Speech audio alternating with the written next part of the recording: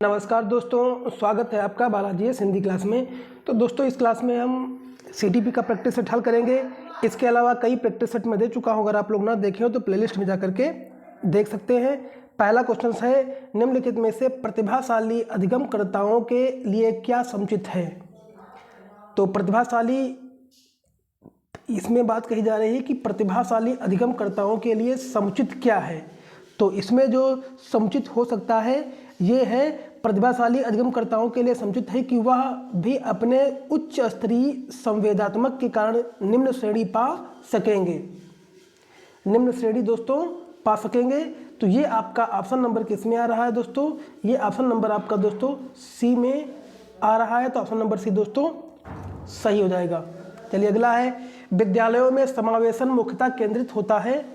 तो जो समावेशन मुख्यतः केंद्रित होता है वो किस पे होता है? तो जो केंद्रित होता है वो होता है विशिष्ट श्रेणी वाले बच्चों के लिए सूक्ष्माति सूक्ष्म प्रावधानों के निर्माण पर।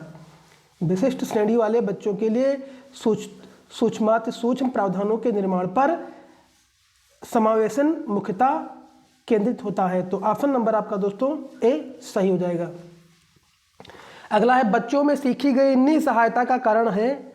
तो जो निसहायता का कारण है दोस्तों ये क्या हो सकता है? इस व्यवहार को अर्जित कर लेना कि वह सफल नहीं हो सकते हैं, यही बच्चों में सीखी गई निसहायता का कारण होता है। क्योंकि बच्चों में निसहायता इसी कारण जो आती है कि वो अपने अंदर अर्जित कर लेते हैं कि सफल नहीं हो सकते हैं। अगर जिसके माइंड में आ जाए कि सफल नहीं हो सकते हैं तो वो निश्चय ही उसके अंदर वो समावेशन उसका हो जाता है। तो इसलिए कभी बच्चों को ये नहीं सोचना चाहिए कि मैं सफल नहीं होंगे, हमेशा प्रयास करना चाहिए, यही सबसे बड़ा कारण होता है। तो ऑप्शन नंबर ए दोस्तों सही हो जाएगा। यदि एक विद्यार्थी विद्यालय में लगातार निम्नतर श्रेणी प्राप्त करता है तो उसके अभिभावक को उसकी सहायता हेतु परामर्श दिया जा सकता है कि ये जो इसको सहायता दी जाती है कि वह अध्यापकों की घनिष्ठ संगति में कार्य करे, अध्यापकों द्वारा दिया गया परामर्श को लागू करे और बच्चों की देखरेख करे घर पर। जब अध्यापकों की संगत में कार्य करेंगे तो जो बच्चा निम्नतर श्रेणी पा रहा है वो भी उच्च श्रेणी हो सकता है। तो ऑप्शन नंबर आपका दोस्तों ए दोस्तों सही हो जाएगा। अगला है, निम्नलिखित में से समस्या समाधान को क्या बाधित नहीं करता है। तो समस्या समाधान को जो बाधित नहीं करता है वो है 20 का ऑप्शन नंबर दोस्तों हो जाएगा। समस्या समाधान, बात आती है समस्या समाधान को बाधित नहीं करता है। तो क्या अंतर्दृष्टि बाधित करता है? हाँ, अंतर्दृष्टि बाधित नहीं करता है। बाकी मानसिक प्रारूपता अगर मेंटल है तो भी जो है समस्या समाधान को बाधित करेगा, और मोर्चाबंदी ये भी करेगा, और निर्धारण ये भी करेगा, लेकिन अंतर्दृष्टि नहीं करेगा समस्या समाधान को बाधित। तो ऑप्शन नंबर दोस्तों आपका ए सही हो जाएगा। चलिए, एक शिक्षिका पाठ को पूर्व पठित पाठ से जोड़ते हुए बच्चों को सारांश लिखना सिखा रही है, वह क्या कर रही है? तो बच्चों को जो सारांश लिखना सिखा रही है दोस्तों वो क्या कर रही है? तो 21 का ऑप्शन नंबर हो जाएगा कि वह बच्चों की पाठ समझने की स्वशैली विकसित करने में सहायता कर रही है। इसलिए एक शिक्षिका पाठ को पूर्व पठित पाठ से जोड़ते हुए बच्चों को सारांश सिखा रही है। तो ऑप्शन नंबर आपका दोस्तों ए सही हो जाएगा। अगला क्वेश्चन है, एक बच्चा अपनी मातृभाषा सीख रहा है व दूसरा बच्चा वही भाषा द्वितीय भाषा के रूप में सीख रहा है। दोनों निम्नलिखित में से कौन सी समान प्रकार की त्रुटि कर सकते हैं? तो दोस्तों जो समान प्रकार की त्रुटि करते हैं तो 22 का ऑप्शन नंबर दोस्तों हो जाएगा विकासात्मक त्रुटि। समान प्रकार के जो त्रुटि करेंगे वो कौन सी करेंगे? विकासात्मक त्रुटि करेंगे। तो ऑप्शन नंबर सी दोस्तों सही हो जाएगा।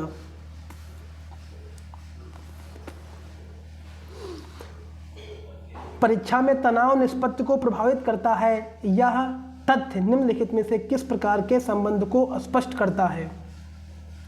तनाव निष्पत्ति क्वेश्चंस को अच्छी तरह से पहले समझ लो, तनाव निष्पत्ति को प्रभावित करता है तो यह किससे संबंध है, तो आती है तनाव की बात, तो ये संबंध दोस्तों हो जाएगा आपका संज्ञान भावना, संज्ञान भावना से इसका संबंध स्पष्ट करता है। तो ऑप्शन नंबर आपका दोस्तों ए सही हो जाएगा।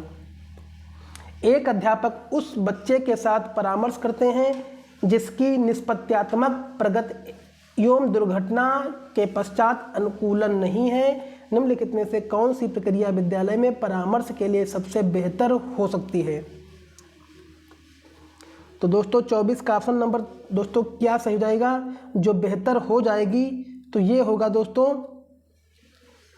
वह यह अपने विचारों द्वारा खोज करने हेतु तो लोगों में आत्मविश्वास का निर्माण करता है। तो यही आपका ऑप्शन दोस्तों सही हो जाएगा, ऑप्शन नंबर बी। अगला है, एक विद्यार्थी उच्च स्तरीय सृजनशील रंगमंची कलाकार बनना चाहता है, उसके लिए निम्नलिखित में से कौन सा उपाय सबसे कम प्रेरक होगा। तो रंगमंची कलाकार बनना चाहता है तो सबसे कम प्रेरक कौन सा होगा, इसमें एक 4 ऑप्शन में से एक ऑप्शन है जो सबसे कम है और बाकी सब उपयुक्त सही हैं। तो ये आपका क्वेश्चन नंबर सही हो जाएगा कि उस रंगमंची कौशलों को अधिक समय देना जिनसे बड़े प्रफुल्लित होते हैं, ये कम प्रेरक है। बाकी आपका राज्य स्तरीय प्रतियोगिता को जीतने के लिए प्रयास करना ताकि छात्रवृत्ति पाई जा सके, ये भी सही है। अपने रंगमंची कलाकार साथियों के साथ सहानुभूतिपूर्ण स्नेही तथा सहयोगी संबंध विकसित करें, ये भी है। अगला आपका संसार के श्रेष्ठ रंगमंची कलाकारों की निस्बत से संबद्ध साहित्य पढ़ने के लिए तथा उससे सीखने के प्रयास के लिए कहना, ये भी सही है। तो आपका ऑप्शन नंबर सी दोस्तों गलत हो जाएगा, जो कि ऑप्शन नंबर सही है। इनमें से कौन सा सिद्धांतकार यह मत स्पष्ट करता है कि अपने बच्चे अपने वृद्धि व विकास हेतु कठोर अध्ययन करते हैं। तो ये दोस्तों हो जाएगा, ये आपका मैस्लो, ये मैस्लो हो जाएगा, ऑप्शन नंबर बी दोस्तों सही हो जाएगा। निम्नलिखित में से कौन सा तत्व कक्षा में अधिगम हेतु सहायक हो सकता है। तो अधिगम हेतु जो सहायक है 27 का ऑप्शन नंबर दोस्तों हो जाएगा, अध्यापकों द्वारा बच्चों की स्वायत्तता को बढ़ावा व सहायता देना। तो ऑप्शन नंबर आपका दोस्तों बी सही हो जाएगा। अगला है, परिपक्व विद्यार्थी होते हैं। परिपक्व विद्यार्थी कौन है, तो ये अपनी बौद्धिकता के साथ अपनी सभी प्रकार के द्वंद्वों का शीघ्र समापन कर लेते हैं दोस्तों, यही परिपक्व विद्यार्थी होते हैं, जो कि ऑप्शन नंबर आपका बी दोस्तों सही हो जाएगा। अगला है, पूर्व विद्यालय में पहली बार आया बच्चा मुक्त रूप से चिल्लाता है, 2 वर्ष पश्चात वही बच्चा जब प्रारंभिक विद्यालय में पहली बार जाता है तो अपना तनाव चिल्लाकर व्यक्त नहीं करता, अपितु उसके कंधे व गर्दन की पेशियां तन जाती हैं। उसके इस व्यवहारिक परिवर्तन का क्या सैद्धांतिक आधार हो सकता है। तो जो सैद्धांतिक आधार है तो 29 का ऑप्शन नंबर दोस्तों सही हो जाएगा, विभेद व एकीकरण विकास के लक्षण, यही दोस्तों इसका सैद्धांतिक आधार हो सकता है। क्योंकि पहली बार विद्यालय जो जाता है वो तनाव चिल्लाकर व्यक्त करता है, अपितु उसके कंधे व गर्दन मांसपेशियां तन जाती हैं। तो ऑप्शन नंबर आपका दोस्तों डी सही हो जाएगा। अगला है, अगला और लास्ट क्वेश्चन, निम्नलिखित में से कौन सा कथन सत्य है। तो ये दोस्तों आपका सत्य हो जाएगा, ऑप्शन नंबर दोस्तों, अनुवांशिक बनावट व्यक्ति की परिवेश की गुणवत्ता के प्रति प्रत्युत्तरात्मकता को प्रभावित करती है, जो कि ये कथन आपका सत्य है। बाकी आपके कथन जो गलत हैं कि गोद लिए बच्चे का वही बुद्धि लब्धांक होता है जो गोद लिए उसके सहोदर का होता है। क्या दोनों का बुद्धि लब्धांक एक ही होगा? कभी 2 लोगों का बुद्धि लब्धांक एक कभी हो ही नहीं सकता, तो ऑप्शन नंबर बी गलत हो जाएगा। अगला, अनुभव मस्तिष्क के विकास को प्रोत्साहित करते हैं, ये भी गलत है। विद्यालयीकरण का बुद्धि पर कोई प्रभाव नहीं पड़ता, जबकि पड़ता है, ये भी आपका गलत हो जाएगा। तो ऑप्शन नंबर आपका पहला ही सबसे सटीक बैठ रहा है, जो कि ऑप्शन नंबर ए दोस्तों सही हो जाएगा।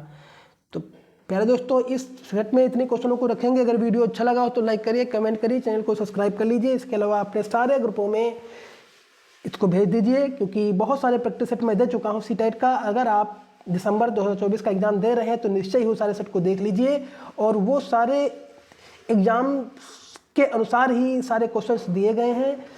10-10 मिनट की वीडियो है, 8-10 मिनट की वीडियो आप लोग देख सकते हैं। अगर सारी वीडियो आप देख लेंगे तो निश्चय ही आपके सारे क्वेश्चंस फंसने की संभावना है, जो कि CDP में। और इसके अलावा मैं EVS के बहुत सारे प्रैक्टिस सेट दे चुका हूं, अगर आप लोग ना देखे हो तो प्लेलिस्ट में जाकर के देख सकते हैं। इसके अलावा SST के भी प्रैक्टिस सेट पड़े हुए हैं प्लेलिस्ट में 2024 के लिए, दिसंबर 24 के लिए बहुत ही मोस्ट इंपॉर्टेंट है, आप लोग उसको जाकर के देख सकते हैं। इसके अलावा हिंदी का पैराग्राफ प्रैक्टिस सेट मैं दे रहा हूँ, आप उसको देखिए और बहुत सारा प्यार दीजिए और बहुत अपने सारे ग्रुपों में उसको सेंड कर दीजिए। धन्यवाद।